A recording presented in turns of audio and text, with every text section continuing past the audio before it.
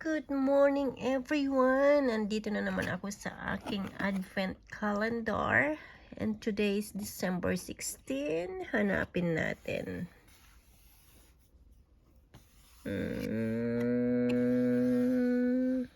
Ayun.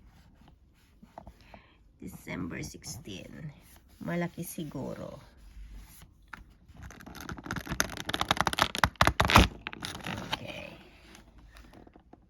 Red ulit? Anyway, samahan nyo ako ngayon sa araw na ito kung ano man ang pwede kong ma-vlog. Andito ako sa kusina ng aking employer at gusto ng mga bata today, magluluto daw ako ng chicken adobo. Ang tawag ng alaga ko nung 3 years old. Adorable! Kasi gustong gusto nila ng adobo. This is chicken thighs. Simple lang po ito. Lagyan lang ng pamienta at saka soy sauce. And then vinegar. Yun na yun.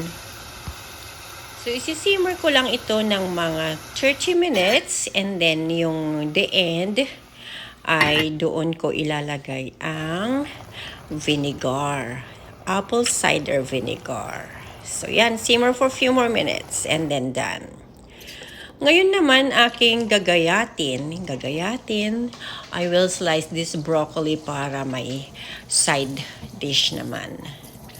Madali lang din ang pag-slice nito. Ang gustong-gusto ng mga alaga ko na lutong gulay, broccoli and beans lang.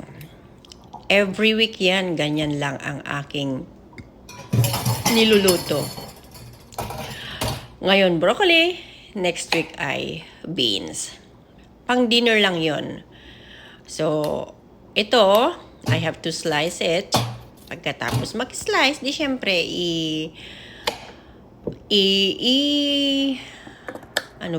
ibo-boil ko. And then, masarap din itong kaining hindi naluto actually. Itong stem niya, masyadong masarap. Kaya kahit hindi luto ito, kinakain ko. Sweet siya. At saka pag na-boil na, half cook lang pag nagluto kayo ng broccoli or boil kayo, should be half cook only. Para matamis. Tapos isawsaw sa suka at saka asin. Masarap na. So yan. Luto na po ang aking adobo. Isi-set aside lang yan. And then, yung rice naman ang susunod. Ang bango-bango actually nitong adobo, amoy pa lang, sobrang sarap na. Magugustuhan talagang mga bata. At saka yan, yung pinakahuli, pinakadulo ng sa Ilocano arin saad, yung remaining na sauce niya, idadagdag mo lang yan sa broccoli or whatsoever na pwede mong kainin. Masarap. The best. Ayan na ang rice, naluto na rin. Rice, broccoli, adobo, yun ang pagkain nila. Of course, i-boil ko lang itong broccoli. And that's it. So, aside from yung dinner nila, ire-ready ko na rin itong mga, what do you call this one, mga prutas. Siyempre, magkakape muna. Ang kape sa akin habang nagtatrabaho is life. May muta ulit ako. Ayan, natapos na to. Like a matter of 2 minutes pala pag nag-boiled kayo ng broccoli.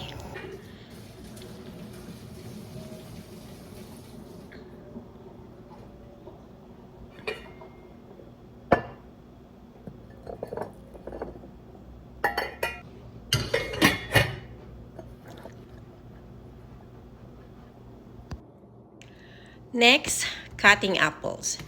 I have water here. I-slice ko lang ang mga apple kasi ang apple mas gusto nila pag na-slice. And of course, I have to add salt.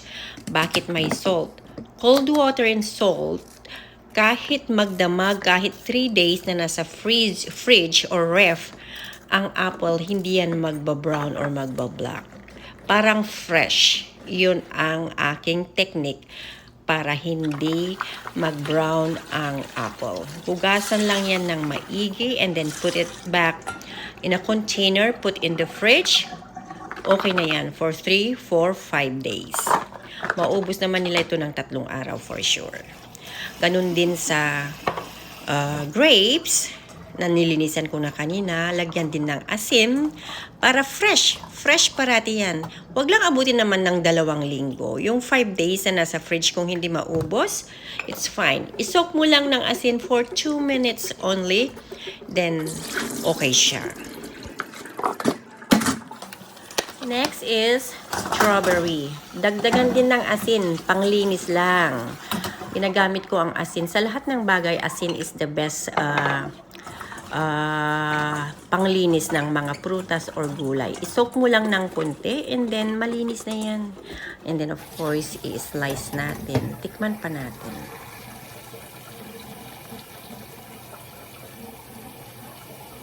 Sobrang asim lang. So yan, nalinisan ko na. Itago lahat sa fridge. Apple, grapes, yung chicken adobo, at saka yung broccoli. Ilagay natin sa fridge kasi right now it's just 1 o'clock. Which is magsundo pa ako ng bata later. So I'll put everything in the fridge.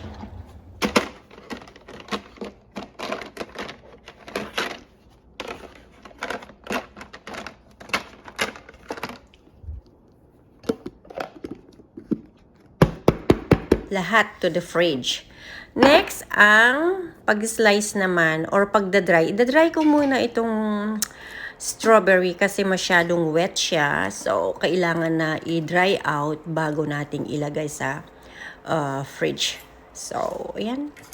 Panoorin nyo lang ako kung paano ko ginagawa ang pagdadry. Of course, most of the time naglalaro. Yan, habang dinadry, naglalaro na rin. And then, wala lang. Trip ko lang. Walang magawa sa buhay. Lagyan din ng pagmamahal. And this one will become a big, big heart. Diba?